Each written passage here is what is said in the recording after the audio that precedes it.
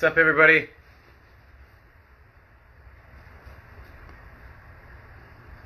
I am Aaron Marshall Clark, and thank you for joining me on this Friday afternoon. Hope all is well.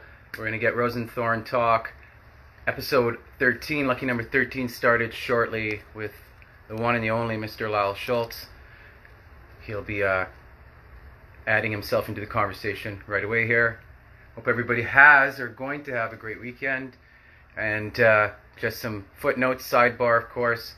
All episodes of RoseNthorn Talk are on Aaron Marshall Clark YouTube channel, so you can watch them all there. Hey, what's up, TJ? So yes, all the episodes are on my YouTube channel, Aaron Marshall Clark, as well. Once this podcast is finished tonight, it'll be available as a post on my Instagram post. You'll be able to find it. I'm just going to check on Lyle here, bring him into the conversation.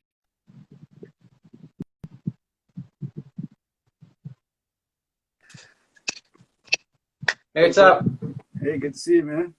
Good to see you as well. Everyone, this is RoseNthorn Talk, episode 13. My name is Aaron Marshall Clark. My special guest today is multi-talented artist, Mr. Lyle Schultz. Here's a quick sidebar. Lyle and I have known each other since 1984. We started from preschool till this day right now, and we're still great, great friends. And it's a pleasure to have him on the show tonight. Hey, dude. Thanks for having me. You're welcome. Now, starting with where we started, Yorkton, Saskatchewan, born and bred. We grew up together. I always knew you were into art. Obviously, I was in the same classes with you. We shared the same passions for arts in general.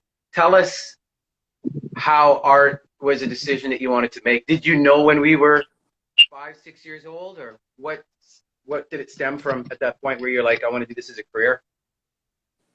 I don't know. That's a weird thing, man, because I really don't remember doing art back then. Other people told me that I used to do it.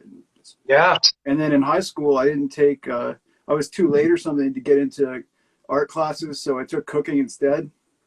Nice. And yeah, I really liked the cooking instructor. Was a cool dude, you know. Right. And that was a way better art lesson for me because he was a drummer and a bass player, and he was into, like, you know, Led Zeppelin, all the good Black Sabbath and all the good stuff.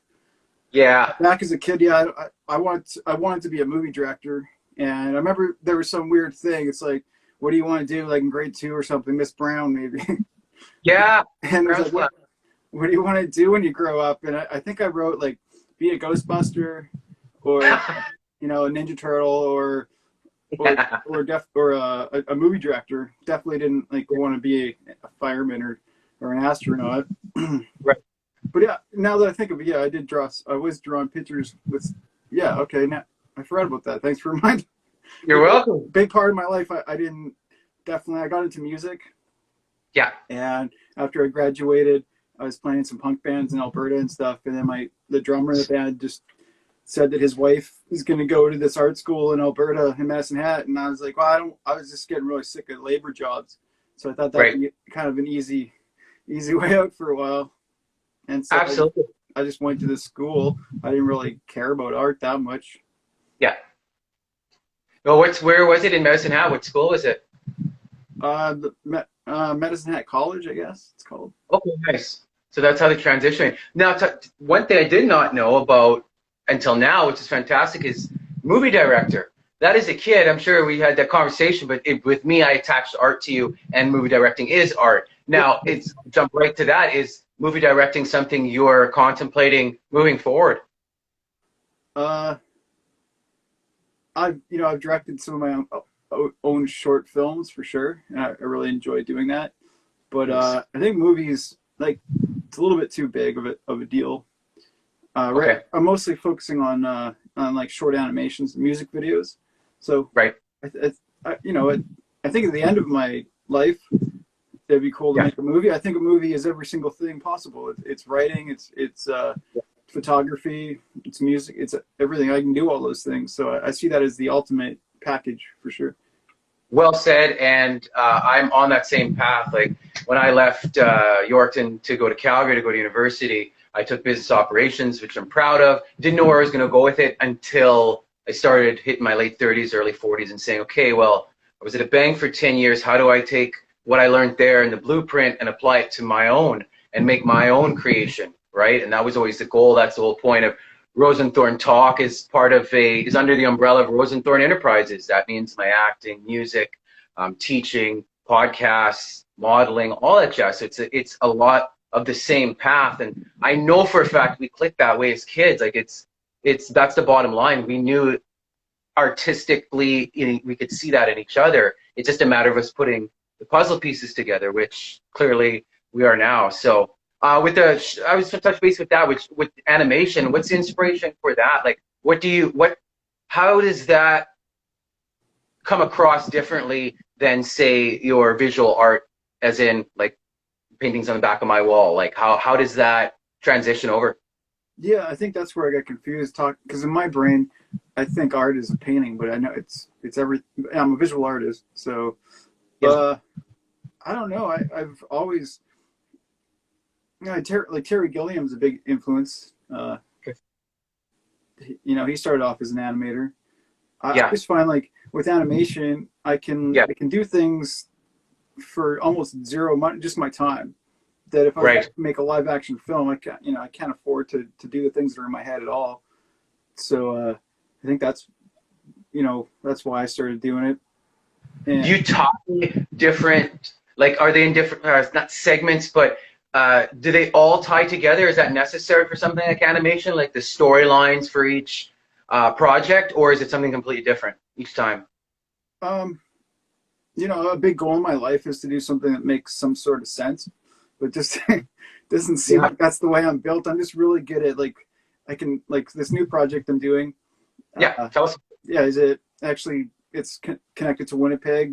Johnny Stewart from a punk band from Winnipeg back in the day called Red Fisher. He was like a big influence of mine, and over the years we became friends. And he's got a new album out, a solo project. It's like kind of like black metal mixed with like Latin guitar. It's really eclectic and eccentric. It's interesting, very layered. Called Pillars of a Twisted City. And that's the name of that's based on an H.P. Lovecraft book. So the animation for that, it's pretty dark metal song. The one that I picked, he said, do whichever one you want. And awesome. So what I'm doing with that is like I'm just kind of taking some of the lyrics and for a reference. And I'm a musician, so the guitar and singing and stuff like that kind of just makes sense with me. And I make my own music videos for my stuff. So I'm just kind of like doing how when I paint, I just go crazy. I make a bunch of stuff, and then I wash it off, scrape it, piss on it, puke on it, and then start all over again. But there's little fragments of things living underneath there that you could never get by just doing it purposely. And so I find that my way of doing things is I just jump in and I just go crazy and make a bunch of stuff, and then at the very end I refine it. And then about a storyline, you see how I even as speaking I go off of I get a little bit abstract, but I do want a little bit of coherency in this one. Almost like the simple thing of a beginning, a middle, of an end. So that's a goal for me, is to achieve that. Well said, my friend. Now, what's the mood like when, for example, when you paint as opposed to when you're doing animation? Figuratively, literally, the mood that you're in to do so, to create. I don't want to die as much.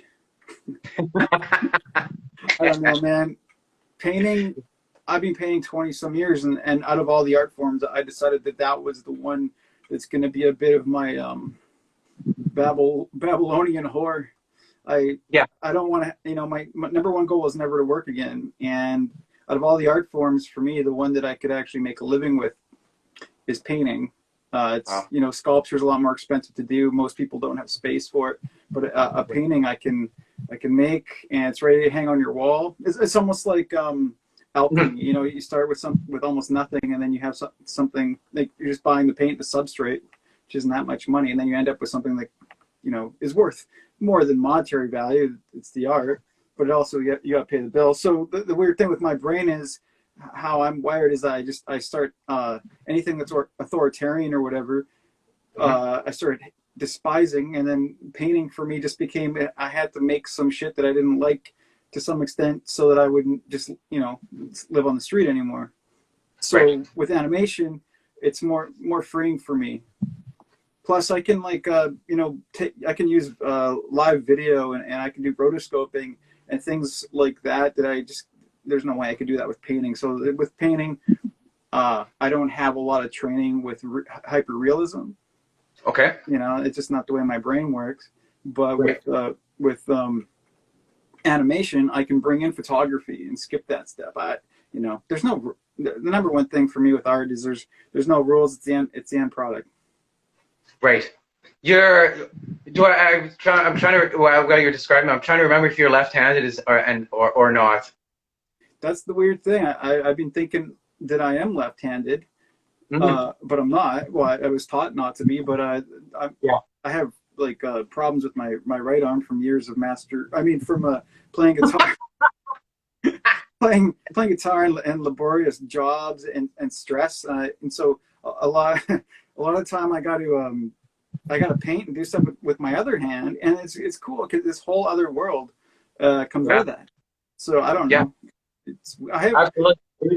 Myself being left-handed, everyone in my family, cool. my older sister Jen, she's left-handed. My mom was. Dad's the only one that is. And there's a certain type of creative mix when you're left-handed, and you just did a testament to it, as you said, it's like a person who breaks their left wrist or right wrist and they're right-handed. They're put in a position where they have to, right? And it's not necessarily seen as a challenge, but something that's very innovative because it's not something they're used to. So I didn't know that about you. That's cool. My bro is, and Jimi Hendrix and Kurt Cobain. A lot of the weird art.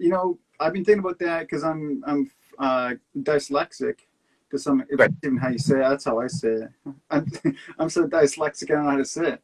But I definitely see things like if I read an article or I try and get whole instructions or something, it just goes like I start in the middle and then I go over here and then there, and that made my life, especially with a normal job just because people just thought they thought I was stupid. But I would go home and I know that I'd be writing a book or I'd be writing songs, and I know that my brain just wasn't wired that way. And I'm noticing a lot of my favorite artists had some weird thing, like maybe left-handed. Or had their brain removed and they put a sock in their head full of sand. I love your sense of humor.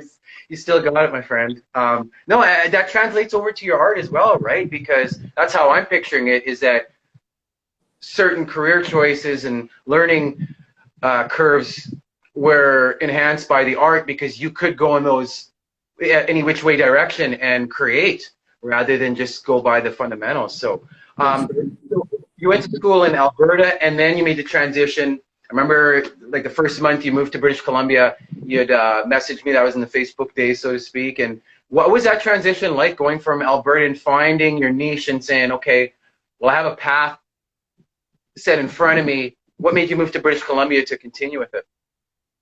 Just to brag to all my Prairie friends that I don't have winter anymore, Only reason I hate it out here. This place sucks, but no.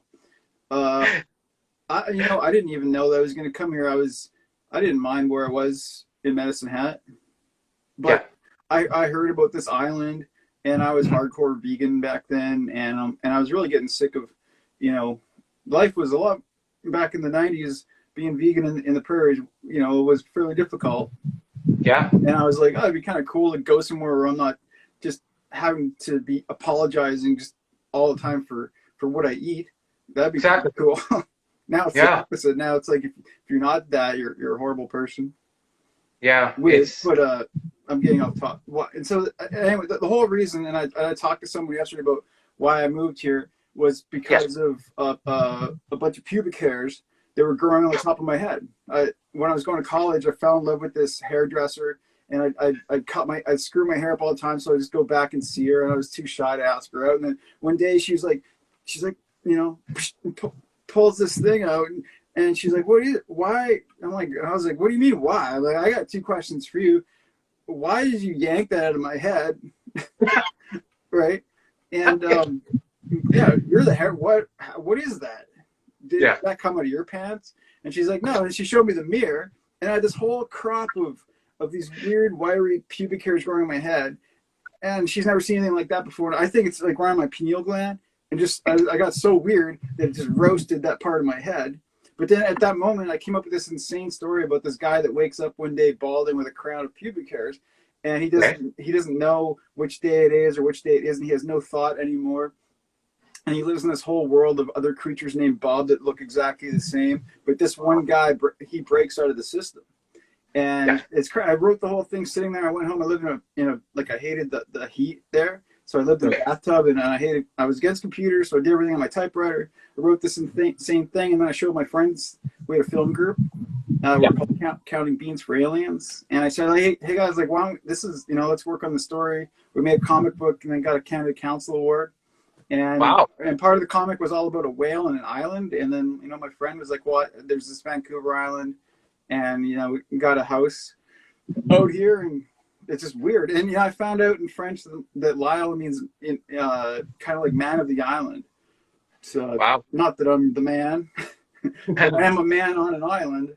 Yes. So I think it was the right path for me. And absolutely. Do you find yourself being a perfectionist with your work? In strange ways. That's why when I was really fussing about this thing with you, I was like, I like things when it comes to art to be lit properly and proper audio and stuff like that. So mostly with art, I am a perfectionist to a fault for how I am.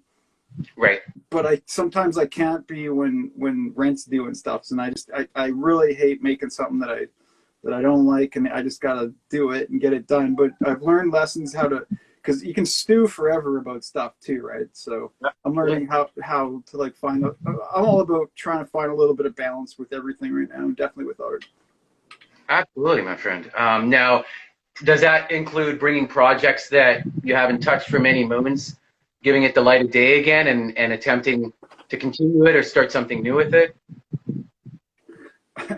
Just need to chew on a wire for a while there.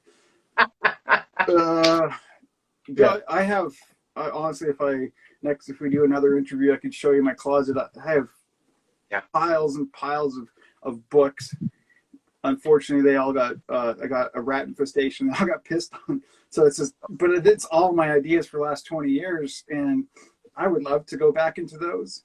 But I just that's why I have no problem coming up with new ideas, and I'm learning that whatever's happening at the moment right now, I should probably go with. So it's really difficult for me to push all those other things I've never finished away and do things that I'm doing right now and just focus on that and just let go of that guilt. It's like, if they don't get done, they don't get done. Right. We've talked. Go ahead. No, it's mostly your fault.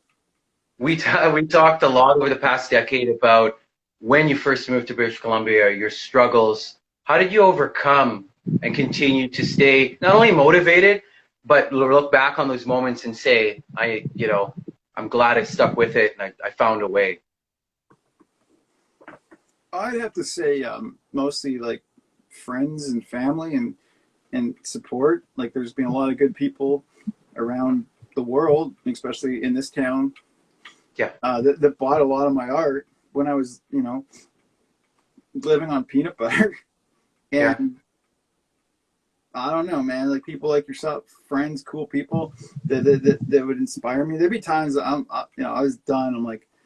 I'm just gonna go live in the woods or shoot myself or something. I don't know, but then something always turns around, and I get a little glimpse of light and hope to do stuff. So, but I also know that if I don't do this, then I'm letting myself down, and it. But I finally gave myself a little bit of a break lately. I go to the ocean, and I just like stretch and do things and just like think of things that aren't art for a while, and then it's really helping me become a stronger artist. I think instead of always having to 24 hours a day art, especially since my studio is in my house. There's no escape. My place is piled with art everywhere and guitars and insanity, and it's just.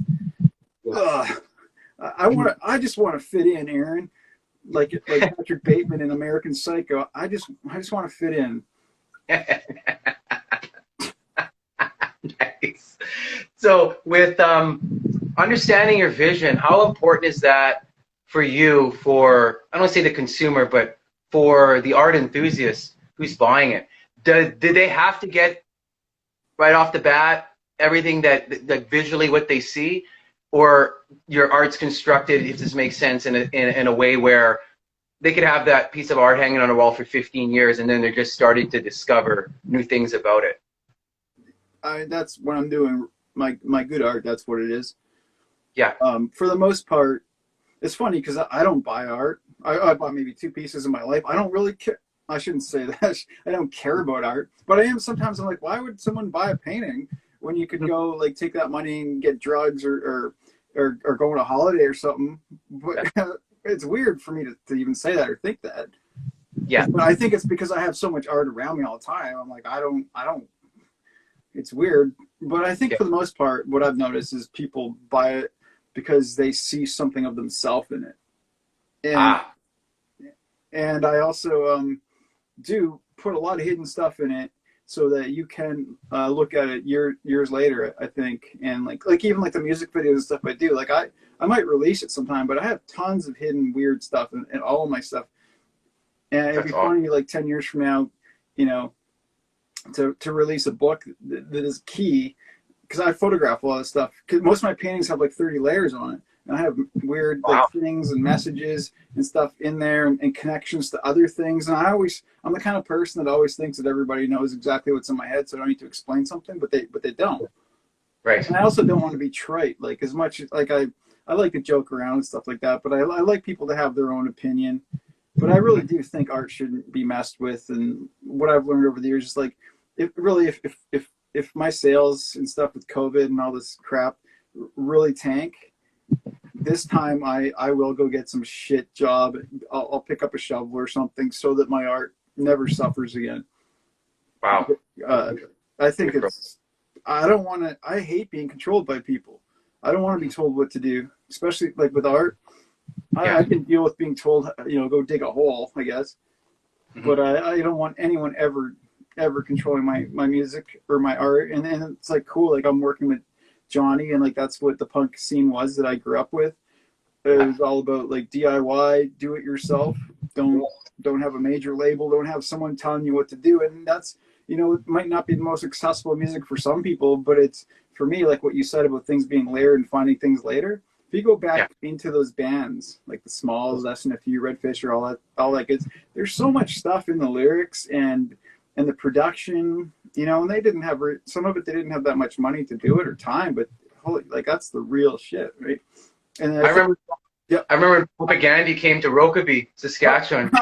Right on. Back grade, it had to be 94, 95, like, wow. And punk scene just influenced all of us growing up then, because we're all born in the 70s, we were 70s babies, right? Yep. So we were right in the cusp, in the pocket of what now is being ushered in as the generation of music that is DIY, like you said, do it yourself, and saying, like, I'll do this on an independent label, and it's no different than what you and I are both doing respectively with our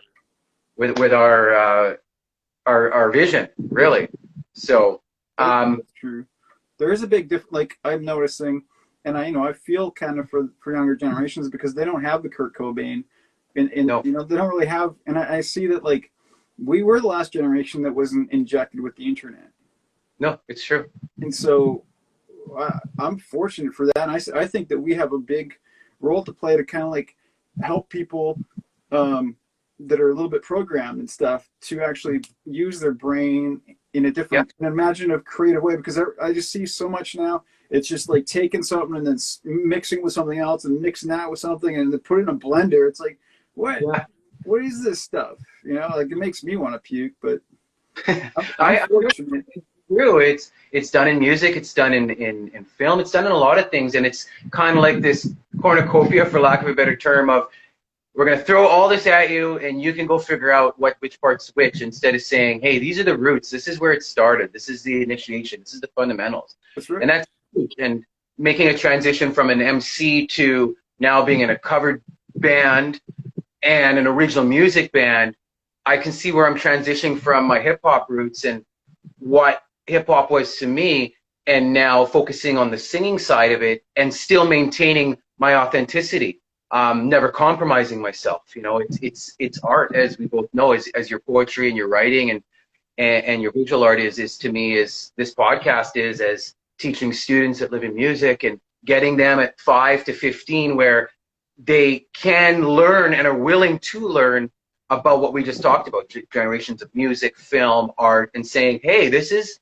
really fascinating, you know, and really attaching that and finding themselves in that as well. And that's the joys of now transitioning and being a teacher with what I'm doing. And it's just like, wow, you know, like what you just said is that we do owe, for lack of a better term, the younger generations, the millennials and now Generation Z, born in 2000 and beyond, that, hey, be yourself, but at the same time, study some of the roots of things, and you're going to find a lot of magic in it.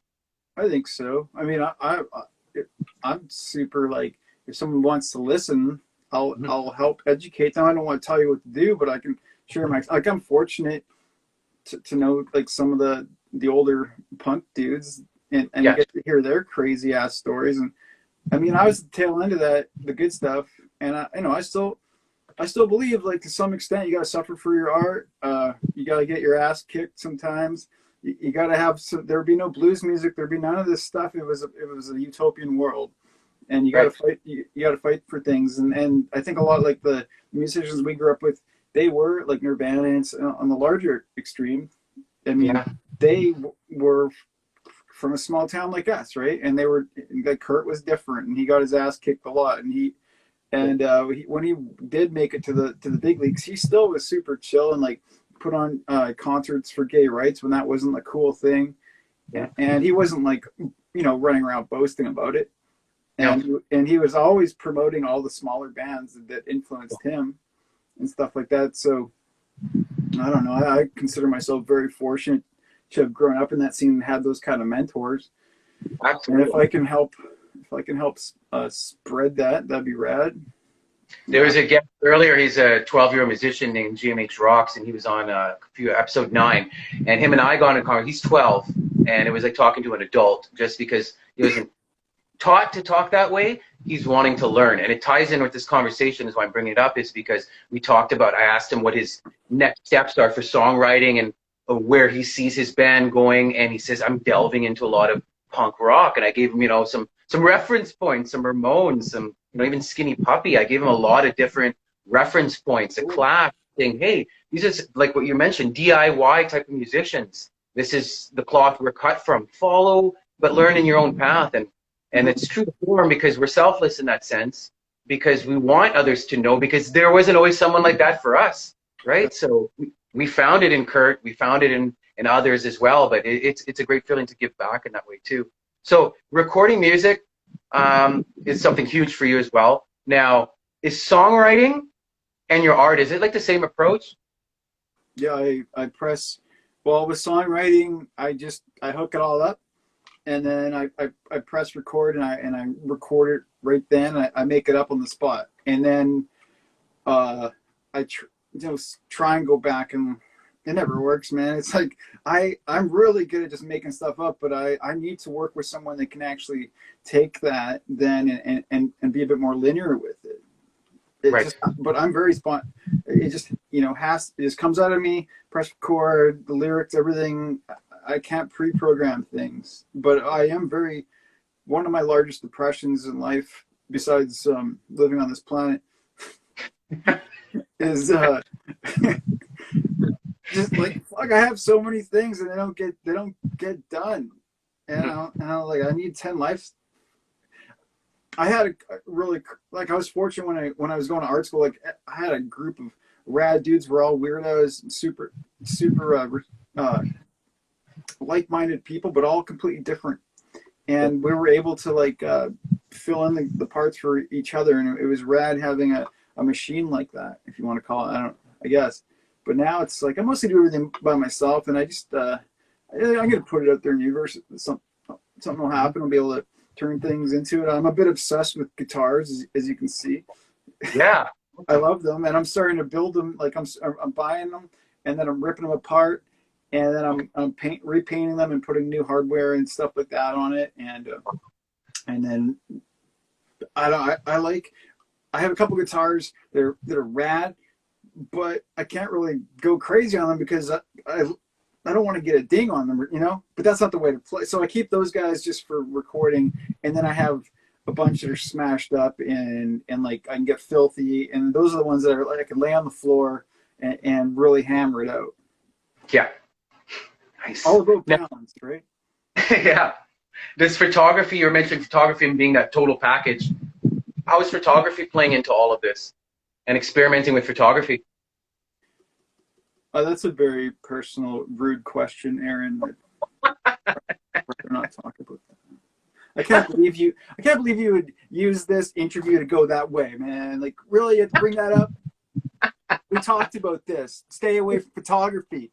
You know what? How it makes me mad.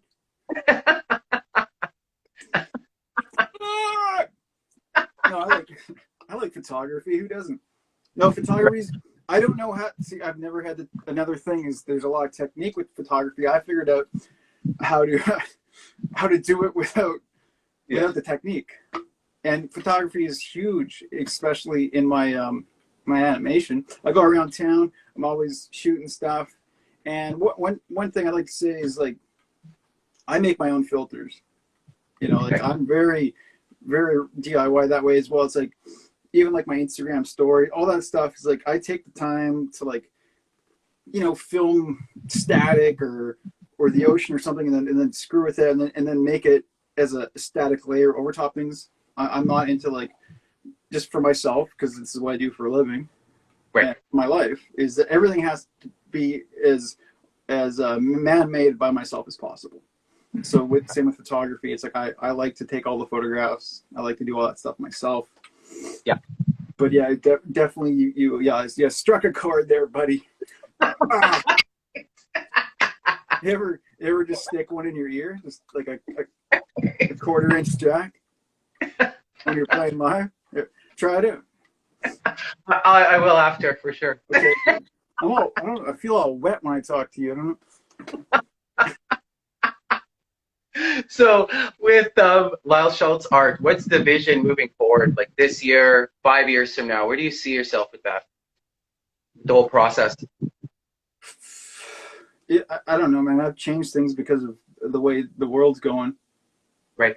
I felt guilty really when all this shit started happening. I was like, I don't have the right to be selling art anymore. I was thinking like, I've had people buy stuff when COVID started and all that, and I actually said like, I'm not selling you anything because you should use that as my advice for yourself. It was, I don't know why I said that, but I just felt like you should use that money for your family and not a piece of art at this point. And that's how I was really thinking. And like I'm a pretty dark person, and I've been kind of on the edge politically and everything over my whole life, and I see the vision of stuff. So I'm kind of past that now, and I'm at the point like, okay, things are weird.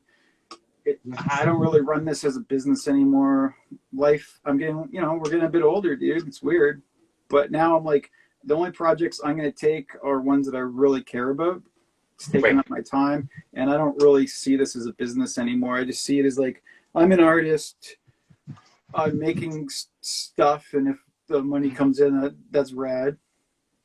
Whatever. It was disgusting. Like, I think it's important to some extent to market and stuff, but it just never felt right for me. And I had to. I always try to, when I do sell stuff, I always try and make it fun at least. Like, make a joke of how stupid it is, like a car, like a used car lot or something. Because for years, like people, I'm sure it's like bands that keep having their breakup tour and they come back again. Yeah. For years, it's like, oh shit, rent's due. It's like, okay, so this is my very final sale. I'm never having, everything's 80% off, and that worked for a while. Right. But now people are like, come on, Lyle. It's like, you've had 5 million of these sales. So I haven't had one for a few years, and I hope I never do again. Maybe for a joke. I'm a bit of a Robin Hood. I don't care. Like, I don't deal with galleries anymore. I've always. Some of them are cool, but they still like. I can't. If you're signed to a gallery, it's an usually exclusive thing, and then you can't really make a deal for your friend or someone that's broke. I really like when someone's broke. I get people messaging me like, I hardly have any money to eat, and they're like, I would really want one of your pieces. So that's when I really crank the price up for those assholes. I'm like, you know, come on, like really? No, it's a beautiful thing. I think the more, straight up I am as myself, and I believe in staying pretty much on. There's a grid, I think, in life, and if you really start straying off that, you get in trouble. Yeah. I think you can learn a few things going off the grid to some extent, but if you really start diluting yourself and becoming something else, you're going to attract that. Yeah. And I'm very fortunate. The people that like me, or like my art and my personality or whatever, we're very similar. We can joke around, which I think is a very important thing in life. That's starting to be missing. That's missing. Absolutely. Right? Like I'm sick, like, yeah, there's a lot of dark stuff, and a big thing with my art is like making a joke. Actually, I joined a gym last week. I was like, I want, getting back into shape, and I went there, and it was funny. I was walking by, and I'm like the least gym person. My jacket and my pants were stuffed with beers. I was like, oh, you know what? I don't know. I need to go. If I don't go in there, I'm not gonna join it, right? So I sat in the waiting room. I'm like, this is weird. And everyone's staring at me, and then I go in there, and she was actually pretty cool, and she had a sense of humor. And like a beer fell out of my pocket. I'm like, sorry about that. But and I was like, okay, I'm stoked. I signed up all this stuff, and there was all the crazy COVID shit, and I was making some jokes about it, trying to have fun. And she had a sense of humor. Yeah. And then the next day, like, I got this insane thing on my side, and I still haven't been able to go to the gym. And I got a message from her, and she's like, how are you liking the gym? Like, your gym sucks. And she's like, I said, not because of you, just that I had not gone there yet. So in my brain, it sucks because I'm in pain. And then I made some art about it, which we posted on the thing for this. So I was able to take something from, that's a new thing for me, is that I'm realizing if I can actually take something from reality and then put my weirdness into it, then it can connect a little bit more to people. So I sent her the artwork from that, and I haven't heard back from her. And I realized, like, I forgot that it had on her printer, in the drawing, it had some really profane things coming out of the printer. Yeah. And I told her I didn't mean, like, and I could just see, like, she's like, you think that I'm a horrible person? And I'm like, well, yes, I do. But I also think that everybody is, including myself. But we need to work together. We need to love. Yeah. We're all right, sisters. But most people don't wake up in the morning just to be an asshole and kill people and be a piece of shit. I don't think. At least I don't. I don't think you do.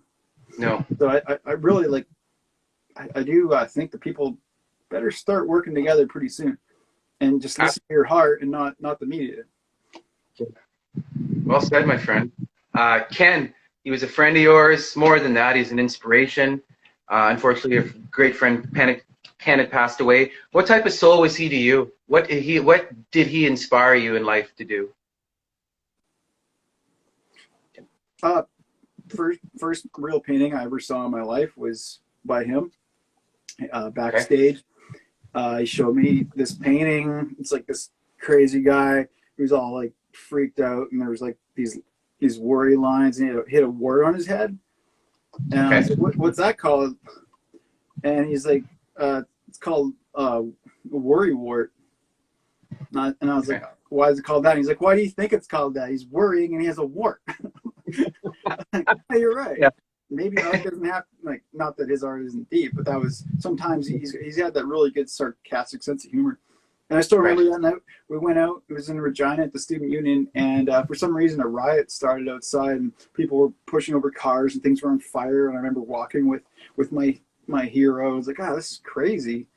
And that was definitely, like, another time I saw him backstage, and I interrupted. He'd do these crazy kind of Zen stretches and stuff before a show, and I interrupted him, and he just looked at me with these insane red eyes, like lasers. And I swear, like, I'm a little bit of an imaginative person, but I still think that he was levitating, man. I don't think that guy was a human. I think he was on a whole different level, and I have a lot of dreams about him. And one time I had a crazy dream about him about a year and a half ago, and he was in this cabin that I always go to in my dreams, and he was in the back of it, And this time he had green lasers for eyes, and he gave me all these crazy lyrics for a new song. He's like, "You better fucking remember those and call me tomorrow." And I woke up and I wrote it down and I called him and I was like, "Hey, dude," like, he's like, "You're insane." Not his sense of humor, but yeah, he's definitely the big number one reason that I really thought that I could do something. I remember one time he took we were sitting in front of his favorite Chinese mom and pop restaurant in Vancouver, having a smoke. Had his old leather jacket on, and he unzipped it and he pulled out a letter that I wrote him years ago, and a very heartfelt letter of how much of an influence he was to me, and he always kept that in his pocket, or unless he just did that. No, I think he does. He taught me so many things, but the number one thing is being really energetic about what you do, have a sense of humor, be kind to people, had a huge heart, and he just did what he wanted to do, man. Yeah. Like, that's insane. And it was so cool to see how many people he has, like, seeing when he passed, like, how many people around the world were so influenced by him. It's so cool. Like, even, like, Green Day was, I remember being at his place once, and he had his old smashed up transistor radio, and Green Day was playing, and he was like, "Why can't these guys just once play one of my fucking songs?" I was like, "Yeah, like, why? You influenced all these guys." But usually, it's like Van Gogh or anyone that's the true person that sees what's going on, and they're taking that divine energy, and they're not at all watering it down. Right. It usually takes years and years for them to actually get the credit that's due to them. Yeah. It's a bizarre. I really think, like, you are an artist if that's your or you're not. Yeah. You're not willing, if you don't have that thing in you to do crazy stuff and live on peanut butter or people's floors. Mm-hmm. If that doesn't give you a boner all the time, then then you're a Sunday painter, and that's totally fine. I think people should be creative. I just think that it's some people are blacksmiths, some people are this and that. I don't know. I happen to be like this weird creature. You got your own thing. You're a very creative guy. You have a bit more discipline than me. I'm watching what you're doing with martial arts and performing live and doing this. It's really cool, man. You have it together. That's really cool. Thank you. Yeah, dude. You're a good guy. Likewise. And we're gonna finish off with the 7. So 7 rapid fire questions under a minute. It never goes under a minute. So can I just say something quickly? All of the SNFU albums have 7 words in them. How many? 7 words. Every album is 7 words. That was his thing. Ah, okay. Wow. Kind of cool. That is cool. Yeah. Wow. Okay. Right on. That's okay. So we talked in 2012 about an artistic collaboration of some sort. How far are you and I from that goal? As I don't know. Let's do it. Yeah, let's do it. That's a great answer. Yeah. Scuba diving or spelunking, exploration of caves? Would you rather go scuba diving or spelunking? They both sound perverted to me, man. Spelunking? I don't know. My sheets are full of that. What would the 41-year-old Lyle tell the 21-year-old Lyle right now? Stop shitting in sports socks. It was weird. I'm known for it's a strange thing, but yeah, definitely that would have changed my life. I had a porch full of them in plastic bags. It was disgusting. As a society, what do we need to improve on the most as a society? Kindness? What do you think? No, I'm just individualism, like working for yourself, not working for yourself. Trying to get rid of everything around you and listen to your gut and your heart and talk to people. That's what we need to talk without arguing and fighting and ripping each other apart. And actual acceptance, not forced acceptance. Yes. Yeah. Biggest misconception people may have of you? I'm black. Okay. Every day I'm like, I'm not. I mean, I wish I was. So weird. I don't know. And sometimes they think I'm Chinese. It's my last name, Schultz, right? Very Chinese. Right, yeah, what do you like most about Victoria? The ocean, definitely. And will you be back on RoseNthorn Talk in the future? Yes, of course. Yes. Lyle, authentic, insightful, always true to yourself. As I say, I have to emphasize it to the audience. I've known you my whole life. We've been great friends since the age of 6. We're going on 42, and to infinity, my friend. I love the fact you came on this. I love you for it, and I wish you nothing but the best. Thanks, dude. And I wish you, yeah, you're rad, dude. It was a big honor for me. But I also wish you a happy International Wig Day. I'm not sure if you knew that was today, but it is in some countries and different time zones and stuff. Okay, thanks, man. I love you. That was awesome. Love you too. And audience, I love you as well. This episode will be playing on my Instagram post. It'll be on my YouTube channel by tomorrow, if not tonight. Everyone have a safe weekend. Love each other. Be kind. Lyle, we'll talk soon. Oh, yes. I just want to thank all the people that were listening and all the people that take time on my Instagram thing to comment and look at things and joke around and message me. It really means a lot. It's a beautiful thing. Nice. Well said. And any social media where anyone can, your Instagram, what do you prefer? Your Instagram website? That's fine. Instagram, Lyle Schultz Art. Awesome. Yeah, I'll see you there. Yes, always a pleasure, my friend. We'll talk soon. Behave yourself. I will. You too. Later, bro. Later, bro.